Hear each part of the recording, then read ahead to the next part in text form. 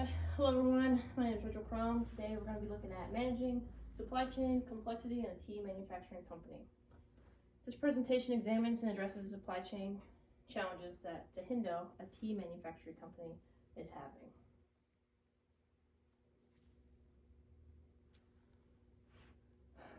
A little introduction going over Tahindo. Tahindo is a tea manufacturing company that was established in the 1940s.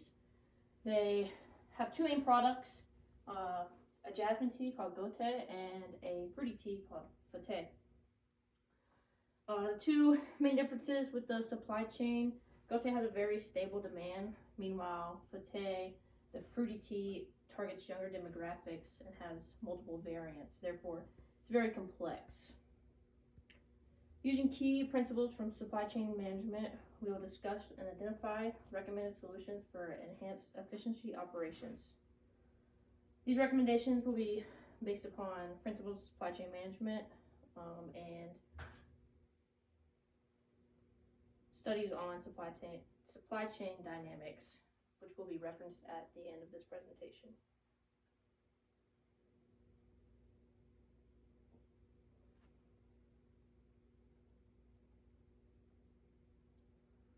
All right, first we're going to identify the problems that they're having in their supply chain. Mainly they're facing these challenges because they have a dual product system. Gote runs fairly smooth because it's very predictable and less variance, with only having the one tea compared to the fruity. The fruity tea is very diverse with multiple flavors to appeal to multiple consumers in today's modern world. This creates a lot of inefficiencies. For example, amplifications in supply chain from modern retailers using promotions cause inventory mismatches. That's where our inventory overstocks, because with promotions and seasonal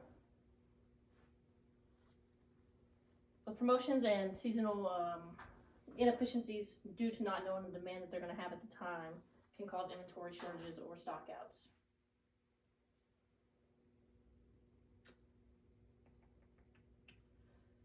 This can cause a bullwhip effect. The bullwhip effect is a term referring to an ineffective communication between buyers and suppliers and infrequent delivery of materials, combined with production based on poor forecasts along with supply chain that results in either too little or too much inventory. Simply, it causes an amplification in the variation in demand pattern along the supply chain.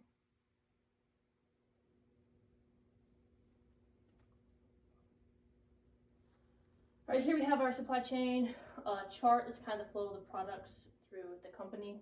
As you can see, flow of products starts at the raw materials. They source their own raw materials, goes to the manufacturing plant, onto the regional sales, into the channels, distribution channels to get to the consumer.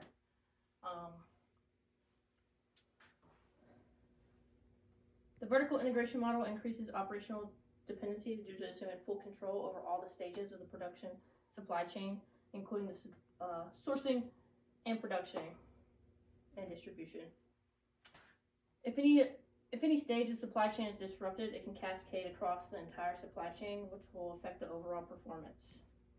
You can see the information flow, market demand, sales data, production planning. Market information flow is crucial for demand forecasting and production planning. When information flow is disrupted, it can lead to inventory inefficiencies. Continuous improvement, such as enhanced synchronization that is supported by central data systems and technologies, can alleviate some of these challenges.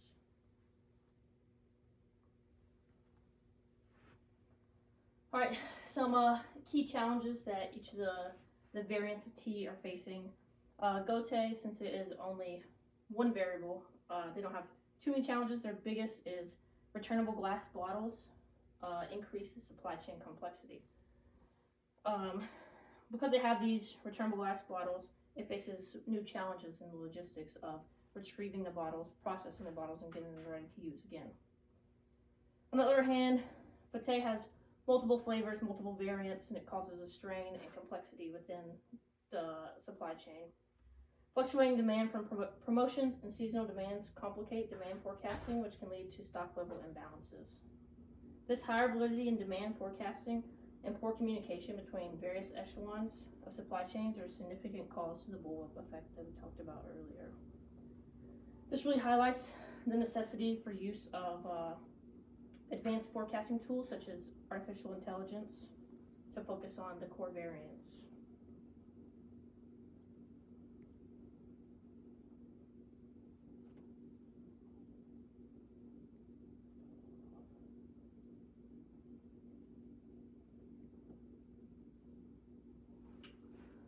Okay, some causes of the temporary demand increases. As we talked, the seasonal events and promotions make it very hard to predict how much of a demand is going to come at the time. Additionally, price increases come into play. When you tell the retailers that the price is going to increase, sometimes they buy an additional amount to get at a lower cost, which doesn't really, it results in inflated orders and doesn't reflect the actual consumer demand. Additionally, seasonal sales and promotional events increase demand that is not seen every month. Supply chain managers must plan for these temporary increases and try to predict the changes. One strategy to mitigate this is sharing real-time demand and forecasting information between all the agents in the supply chain. So, for example, if retailers can share with production when they are planning on running a promotion, so that they know an increased amount might be sold during this time, it could help out the stock outs and running out of inventory.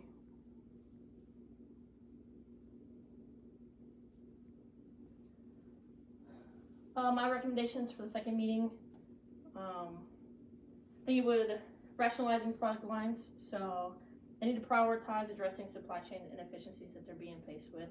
And the big one is FATE having the product variants. If they can rationalize which ones they want to use, they can simplify production operations while maintaining market appeal. Improve demand forecasting. Advanced tools such as artificial intelligence and maintenance learning algorithms can predict patterns accurately while reducing human risk error. And then strengthening relationships with the retailers. Fostering collaboration with retail partners can ensure better alignment with production and reduce the sudden demand shift. Information delays from not having good working relationships between partners can contribute to the bullwhip effect of not knowing, the promotional sale or the seasonal sale that they're expecting a spike in the demand.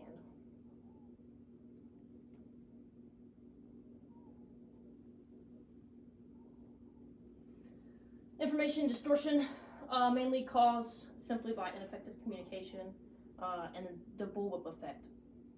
So the best way my recommendation is to reduce this distortion: real-time data sharing, centralized forecasting. With using advanced technologies such as AI and machine learning, it can help accurately predict consumer demands.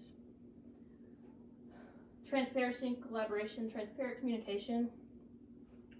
Sharing the promotional plans up and down the supply chain stream can help all entities and minimize stock imbalances. Right now, Tahindo's reliance on manual coordination really worsens these challenges.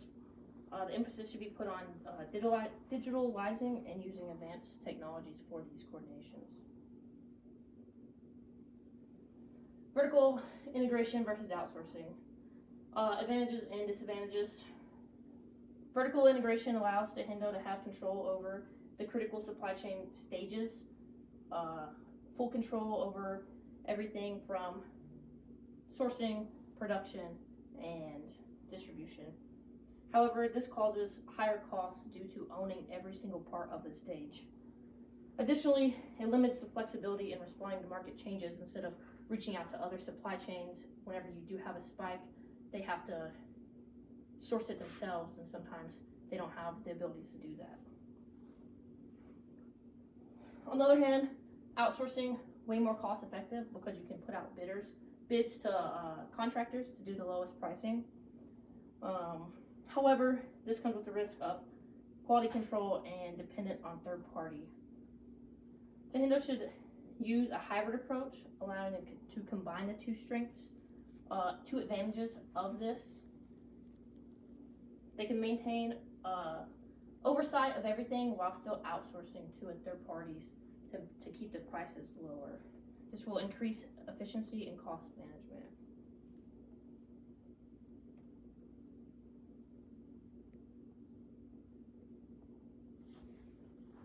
In conclusion, to handle supply chain challenges require a multi-layered approach, rationalizing product lines with the fruity tea, Fate, deciding which ones they want to go with, the best sellers, compared to selling all of them that don't all sell out. Investing in advanced forecasting tools, like I said, such as AI, that can predict better and reduce the human risks that comes with humans predicting. And strengthening collaboration between its partners. Using the hybrid approach and the balanced integration outsourcing strategy ensures the control while maintaining the flexibility and reducing costs. These solutions can position Hendo for sustainable growth in competitive markets. We'll open the floor up to questions.